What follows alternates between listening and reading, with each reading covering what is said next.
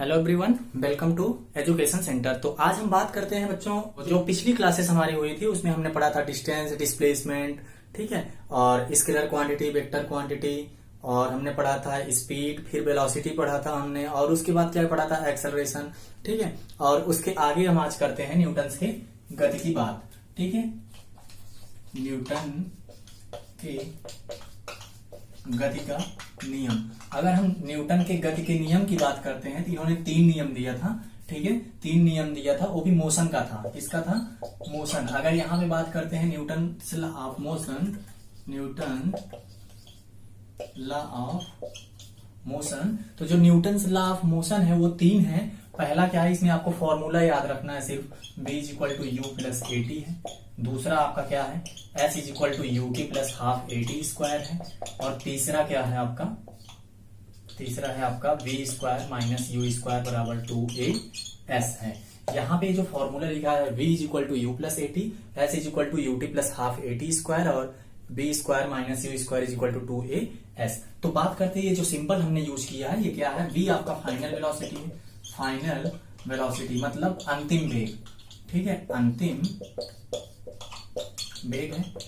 u आपका initial velocity है, क्या है, इनिशियल वेलोसिटी है। इनिशियल वेलोसिटी मतलब प्रारंभिक वेग है, प्रारंभिक वेग है। और यहाँ पे जो t है, टाइम है, time taken by the body to, ठीक है, t क्या है, टाइम है, t आपका समय है, और a जो दिया हुआ है आपका त्वरण है। तो आपसे बस कुछ नहीं पूछता है, एक्सेलरेशन है, a फॉर एक्सेलरेशन, त्वरण, ठीक है। आपसे क्या पूछता है, न्यूटन के गति का जो प्रथम नियम है, न्यूटन की गति का जो प्रथम नियम है वो क्या है, तो v, उसमें एक फॉर्मूला लिखा होता है v is equal to u plus a t, ऐसे दिया रहता है, और चौथे में दिया रहता है इनमें से कोई भी, ऐसे कुछ करके दिया रहता है। तो आपको क्या करना है बच्चों, कुछ नहीं याद रखना, सिर्फ फॉर्मूला याद रखना है। और फॉर्मूले में क्या करना है, बस ये याद रखना है कौन से नंबर पे कौन सा वाला फॉर्मूला लिखा गया है। जैसे पहले नंबर पे हमने क्या लिखा है, अरे बताओ भाई, v is equal to u plus a t लिखा हुआ है। दूसरे में क्या लिखा हुआ है, s is equal to u t plus half a t square लिखा है। और तीसरे में v square minus u square is equal to 2as लिखा हुआ है। तीनों फॉर्मूले, बस प्रथम नियम बोले तो ये, दूसरे बोले तो ये, तीसरा बोले तो ये, तीनों फॉर्मूला याद रखना है, और इसमें कुछ भी नहीं लिखना है, आपको कुछ भी ज्यादा ध्यान नहीं रखना है। अब बात करते हैं इस पे बेस्ड अब बात करते हैं इन पे बेस्ड न्यूमेरिकल्स की। तो इस पे जो न्यूमेरिकल आते हैं वो सारे एग्जाम्स में नहीं आते हैं। अभी आप आरआरबी ग्रुप डी अगर देने जा रहे हो तो वहां पे न्यूमेरिकल नहीं देखने को मिलेगा इस पे, ठीक है। इस पे न्यूमेरिकल मिल सकता है आरआरबी एनटीपीसी पे, और रेलवे में एनटीपीसी में मिल सकता है, एसएससी सीएचएसएल में नहीं मिलेगा इस पे न्यूमेरिकल, एसएससी सीजीएल में मिलेगा, ठीक है। मींस जो हायर लेवल के एग्जाम है, जो आपके अच्छे लेवल के एग्जाम है, जो ग्रेजुएशन के एग्जाम है, उनमें इनके न्यूमेरिकल आते हैं, और जो 10th तक के एग्जाम है उनमें न्यूमेरिकल नहीं आते हैं, उनमें न्यूमेरिकल नहीं आते हैं। ये चीज बिल्कुल ध्यान में रखनी है। तो अभी आज की क्लास में हम सिर्फ क्या कर रहे हैं, इस टॉपिक को यहीं पे पढ़ रहे हैं। आगे हम जब प्रैक्टिस करेंगे न्यूमेरिकल्स की, तो इन पे हम न्यूमेरिकल उसी समय करेंगे, ठीक है। तो आगे बढ़ते हैं, हम यहाँ पे न्यूटन की ही बात करते हैं, बट यहाँ से गति का हटा के अब बात करते हैं न्यूटन के नियम की, ठीक है। न्यूटन ने 3 नियम दिया था, और उन्होंने तीनों नियम, उनके तीनों नियम को क्या बोला गया, न्यूटन का प्रथम नियम, न्यूटन का द्वितीय नियम, न्यूटन का नियम यहाँ पे हम लिखते हैं। न्यूटन के 3 नियम है, आपका आ जाता है एक तो प्रथम नियम। इन्होंने इसमें क्या कहा था, अगर कोई वस्तु गतिज अवस्था में है तो वो क्या रहेगी, गति में रहेगी, ठीक है। अगर कोई वस्तु गतिमान है, ठीक है, तो वो गति में रहेगी। अगर वो कोई वस्तु रुकी हुई है तो वो रुकी हुई ही रहेगी जब तक कि उस पे कोई बाहरी बल ना लगा दिया जाए। Means when a body is in rest then it will be always continue, या फिर when a body is in moving then it always will be continue, ठीक है, until unless applied external force, जब तक कि उस पे कोई बाहरी बल ना लगा दिया जाए। इसका मतलब ये हो गया कि, लिख लो आप इसकी स्टेटमेंट लिख लो जरा, ठीक है। यदि कोई वस्तु विरामावस्था में है तो वह विरामावस्था में ही रहेगी जब तक कि उस पर कोई बाहरी बल न लगाया जाए। ठीक है, तो ये आ जाता है आपका न्यूटन के गति का स्टेटमेंट। बात करते हैं इसके एग्जाम्पल की। तो जैसे रुकी हुई गाड़ी कोई है, जैसे ट्रेन है आपकी, अचानक चल पड़ती है तो आप क्या करते हो, पीछे की तरफ ऐसे चले जाते हो। जैसे कोई स्कूटर है या कोई बाइक है, अगर आप बाइक स्टार्ट करते हो तो आपकी बॉडी आगे की तरफ जाएगी या पीछे की तरफ, तो आपकी बॉडी कहाँ जाएगी बच्चों, पीछे की तरफ जाएगी। लेकिन जैसे ही अगर वो मान लो कोई कार है या कोई बस है, जो भी है, अगर वो स्टॉप होती है तो आपकी बॉडी कहाँ जाएगी, आगे की तरफ जाएगी। ये इसका एग्जाम्पल हो जाता है कि जैसे कोई भी वस्तु जिस अवस्था में है उसी अवस्था में रहने का प्रयास करती है, लेकिन अगर कोई उस पर बाहरी बल लगता है तो अपने स्टेट को वो चेंज करती है, या तो आगे जाएगी पीछे जाएगी, उसमें चेंज आ जाएगा। तो इसी से बल की परिभाषा निकल के आती है। तो इस नियम से, ये लाइन याद रखना, ये बहुत ही इंपॉर्टेंट लाइन है, इस नियम से बल की परिभाषा मिलती है, means by the help of this law, ठीक है, या by this law we find the statement of the force. ठीक है, बल की परिभाषा मिलती है। इस नियम को हम जड़त्व का नियम भी बोलते हैं। ठीक है, मीन्स लॉ ऑफ इनर्शिया भी बोलते हैं। इसी नियम को हम गैलीलियो का नियम भी बोलते हैं। आपको क्या ध्यान में रखना है, देखो सारे क्वेश्चंस आ रखे हैं इसमें जितने हमने अभी तक डिस्कस किए। ठीक है, न्यूटन के गति का नियम, न्यूटन के नियम की अगर हम बात करते हैं प्रथम नियम की, तो इसमें विरामावस्था पे एक एग्जांपल आता है जो बहुत ज्यादा फेमस है कि क्या होता है, जो बहुत ज्यादा फेमस है, ये है आपका टेबल पे रखी हुई एक किताब है। ठीक है, ये कई बार आया हुआ है आपके एग्जाम में। ठीक है, कि टेबल पे रखी हुई किताब किस नियम को लागू करती है, प्रथम नियम को, दूसरे नियम को, तृतीय नियम को। ठीक है, तो हमेशा वो प्रथम नियम को फॉलो करेगी क्योंकि वो आराम से रखी हुई है, उसमें कोई चेंज नहीं होता है। दूसरा हो गया, जैसे इस नियम से बल की परिभाषा मिलती है, तो न्यूटन का कौन सा नियम है जिसमें बल की परिभाषा को डिफाइन किया गया है।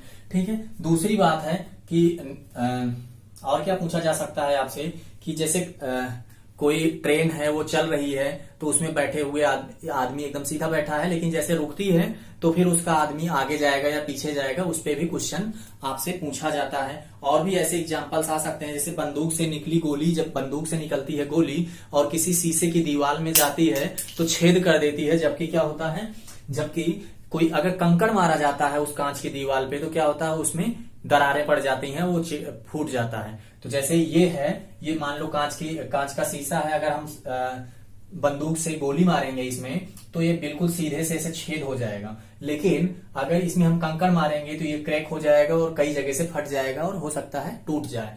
ठीक है, तो ये भी एग्जाम्पल आपके एग्जाम में पूछा गया है। बात करते हैं न्यूटन के सेकंड लॉ की, तो इसमें आपको बच्चों कुछ भी ज्यादा ध्यान नहीं रखना है। दूसरे नियम में सिर्फ क्या करना है, आपको एक फॉर्मूला याद रखना है। फॉर्मूला क्या है, F is equal to m a. Formula क्या है आपका, F is equal to m a. F क्या है आपका, F आपका फोर्स है, बल है।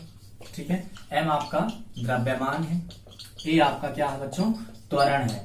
ठीक है, ए क्या है आपका, त्वरण है, एक्सेलरेशन है, एक्सेलरेशन।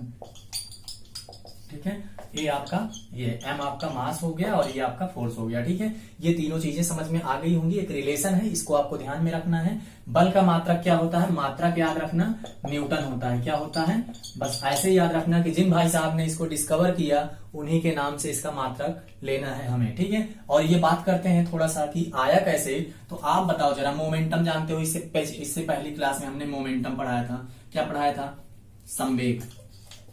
या आप याद करो, संवेग P is equal to m b याद करते थे कि नहीं हम लोगों ने P is equal to m b याद किया था, नहीं किया था। ठीक है, आप जरा बताओ इस नियम का जो स्टेटमेंट है वो क्या कहता है, न्यूटन के दूसरे नियम का स्टेटमेंट, कि संवेग परिवर्तन की दर को क्या बोलते हैं बच्चों, तो बल बोलते हैं। संवेग परिवर्तन की दर को बल कहा जाता है। Force is nothing but it is the change in the momentum.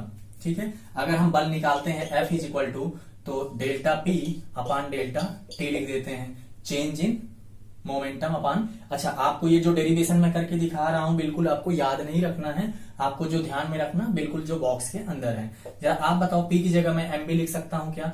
Delta, यहाँ पे एम बी लिख लेता हूं मैं, और यहाँ पे क्या लिख लेते हैं हम? Delta T. अब एम एक कांस्टेंट है, या एक क्या है? कांस्टेंट है, तो इसको हम क्या कर लेंगे? बाहर निकाल लेंगे, हो जाएगा delta we upon delta T. जरा आप याद करो, वेग परिवर्तन की दर को क्या बोलते थे? त्वरण बोलते थे नहीं बोलते थे? तो एम ए हो जाएगा, यहाँ पे क्या हो जाएगा? इसकी जगह पे क्या हो जाएगा? ए हो जाएगा, त्वरण हो जाएगा, एक्सेलरेशन हो जाएगा। तो यहां से निकल के आ जाता है formula, F is equal to क्या हो जाता है प्यारे? एफ इज इक्वल टू क्या हो जाता है? एम इंटू ए हो जाता है। ये आपको ध्यान में रखना है। इस पे न्यूमेरिकल्स आपके पूछे जाते हैं, ध्यान रखना। पहले एग्जाम्पल पे जो पहला आपका स्टेटमेंट था न्यूटन का, उससे क्या पूछा जाता है? उससे जो 3 क्वेश्चंस पूछे जाते थे वो हमने डिस्कस कर लिए। इसमें क्या पूछा जाता है? इसमें या तो फॉर्मूला पूछेगा, सेकंड वन इस पे बेस्ड न्यूमेरिकल्स पूछेगा, ठीक है। तीसरा क्वेश्चन बल का मात्रक पूछेगा आपसे, ठीक है। तो ऐसे इसके भी आपको फेबुलर 3 क्वेश्चंस मिल गए होंगे कि फॉर्मूला याद रखना है दोस्तों, और क्या याद रखना है? इनके मात्रक की बात याद रखनी है, और तीसरा क्या ध्यान में रखना है कि इस पे न्यूमेरिकल हम बाद में कर लेंगे, ठीक है। जब हमारा न्यूमेरिकल सेशन चलेगा तो उसमें हम शुरू से चैप्टर नंबर 1 से स्टार्ट करेंगे, जो हमारा टॉपिक नंबर 1 था। उसी के हिसाब से हम क्या करेंगे? बेस्ड न्यूमेरिकल करेंगे, उसी के बेस्ड से, तो ठीक है, उसी के अकॉर्डिंग। अब हम बात करते हैं इसमें एग्जाम्पल की। तो इसमें एग्जाम्पल होता है बच्चों, जैसे गेंद कैच करते समय हाथों को आप क्या कर लेते हो? पीछे खींच लेते हो। जब आप गेंद पकड़ते हो ऐसे, तो क्या कर लेते हो? हाथों को पीछे खींच लेते हो। क्यों ऐसा करते हो? बैलेंस करने के लिए, ठीक है। तो यहां से कितना फोर्स निकला, तो वहां जब से आपके हाथ में गेंद आई, इतना जो आपका स्पीड चेंज हुआ, जो आपका वेग परिवर्तन हुआ, ठीक है, कितने समय में हुआ, तो उसी के अकॉर्डिंग हमारा, और वो डिपेंड कर जाता है कि गेंद आपकी भारी है या हल्की है। अगर भारी होगी तो आपको ज्यादा दूरी खींचना पड़ेगा, अगर हल्की होगी तो ऐसे भी ले सकते हो, ठीक है। तो उसी के अकॉर्डिंग हमारा F is equal to m a से हमारा वो सॉल्यूशन निकल के आता है, इस पे बेस्ड न्यूमेरिकल जो होते हैं। अब बात करते हैं और भी एग्जाम्पल की इसकी। जैसे गाड़ियों में जो साकर लगता है, वो भी दूसरा एग्जाम्पल होता है, दूसरे एग्जाम्पल को फॉलो करता है न्यूटन के। तीसरा भी एक एग्जाम्पल ये भी हो सकता है कि कांच के बर्तन को पैक करते समय पेपर या भूसे से क्या करते हैं? उसको लपेट के रखते हैं। जैसे कोई कांच का बर्तन है और पैक करके हमें कहीं भेजना है, तो हम क्या कर देंगे? किसी न किसी चीज से उसको हम लपेट के, पेपर से या फिर भूसे से या फिर बोरी से, ठीक है, किसी चीज से लपेट देंगे, जिससे उस पे जो बल लगे तो उसके अंदर वो फूटे ना, वो सेफ रहे। इसके लिए हम क्या करते हैं? ऐसा काम करते हैं, लपेटते हैं उस पे, ठीक है। तो ये भी किस नियम को फॉलो करता है? न्यूटन के दूसरे नियम को फॉलो करता है। थर्ड नियम की हम बात करते हैं, तो इसे हम क्रिया प्रतिक्रिया नियम भी बोलते हैं। क्या बोलते हैं बच्चों? क्रिया प्रतिक्रिया बल बोलते हैं, एक्शन रिएक्शन लॉ, ठीक है, न्यूटन का तृतीय नियम। तो इस नियम में हम बात करते हैं, इसको दूसरे नाम से क्या बोलते हैं बच्चों? क्रिया। ये ध्यान रखना, ये भी पूछा गया आपके एग्जाम में। क्रिया प्रतिक्रिया बल बोलते हैं। क्या बोलते हैं? क्रिया प्रतिक्रिया बल बोलते हैं, ठीक है। एक्शन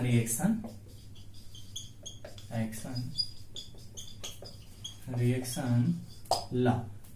तो तीसरे नियम में स्टेटमेंट जो कहती है, वो कहती है कि अगर कोई वस्तु, ठीक है, कोई वस्तु जितने तेज से क्रिया कर रही है, उसके विपरीत और विपरीत दिशा, उसी के विपरीत दिशा में एक प्रतिक्रिया लगेगी, ठीक है। इसका मतलब क्या हुआ? इसका मतलब ये हुआ कि प्रत्येक क्रिया के बराबर होगा प्रतिक्रिया बल, ठीक है। प्रत्येक क्रिया के बराबर, परंतु विपरीत दिशा में क्या लगेगी? एक प्रतिक्रिया लगेगी। प्रतिक्रिया तो हमेशा विपरीत में लगेगी। इसका मतलब अगर हम इस चीज को इस साइड अगर हम तीर मारते हैं, तो हवा क्या करती है? इस तीर को रोकती है, ठीक है। ये समझ लो कि इसके विपरीत में एक प्रतिक्रिया बल लग रही है। या फिर दूसरे लैंग्वेज में हम ये समझ सकते हैं, जैसे हम अगर इस बोर्ड पे एक हाथ मारेंगे तो बोर्ड हमें भी उतनी ही तेज से मारेगा, भले ही हम इसको मार रहे हैं, लेकिन कहीं ना कहीं चोट तो हमें भी लगेगी, ठीक है। तो प्रत्येक क्रिया के बराबर परंतु विपरीत दिशा में प्रतिक्रिया बल लगता है, ये चीज ध्यान रखना। इसका बेस्ट एग्जांपल की अगर मैं बात करूं, तो बंदूक से निकली हुई गोली, जब आपके बंदूक से गोली निकलती है, फायर, ठीक है। अब जब आपके बंदूक से गोली निकलती है, तो क्या होता है? जैसे ही जितनी ही मोमेंटम से गोली आगे जाती है, बंदूक उतनी ही मोमेंटम से पीछे जाती है। इसी को बैलेंस करने के लिए जो जवान होते हैं, जो आर्मी मैन होते हैं, जो डिफेंस के लोग होते हैं, उनको क्या बताया जाता है कि कहां पे रख के चलाओ बंदूक को? कंधे पे रख के चलाओ, या फिर किसी भारी वस्तु या फिर किसी पहाड़ पे या किसी पहाड़ी पे कहीं पे ऐसे दबा के फंसा के तब चलाओ गोली को, ठीक है, या फिर लेट के जब करते हैं तब भी कंधे पे रख के चलाते हैं गोली को, बंदूक को, ठीक है। क्यों करते हैं ऐसा? बैलेंस करने के लिए कि जो बंदूक झटका मारेगी उसको हम बैलेंस कर सकें, अदरवाइज गोली रिवर्स होके आर्मी मैन को ही लग सकती है, ठीक है। जो चला रहा है चलाने वाले को भी लग सकती है, ऐसे केस में गोली दिशा से भटक सकती है, ठीक है। तो बात करते हैं इसमें और भी एग्जाम्पल की। तो जैसे रॉकेट उड़ाते हो आप, रॉकेट उड़ाते हो तो वहां भी आपका प्रतिक्रिया बल लगता है, ठीक है। रॉकेट जितनी तेज जाती है वो नीचे भी उतना ही बैलेंस से मोमेंटम निकल उसके अपोजिट में ही आपका एक प्रतिक्रिया बल भी लगता है। तीसरा एग्जांपल और भी हो सकता है कि जैसे कुएं से पानी निकाल रहे हो आप और अगर रस्सी टूट जाती है तो जो आदमी है वो कहाँ गिरेगा बच्चों?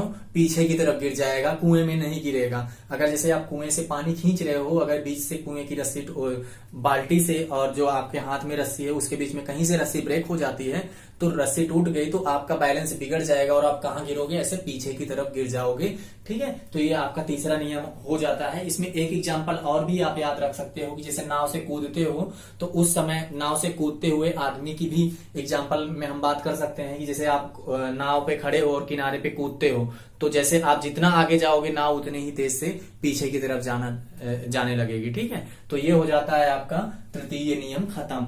तो आज की क्लास हम यहीं तक करते हैं, अगली क्लास में मिलते हैं, तब तक के लिए थैंक यू।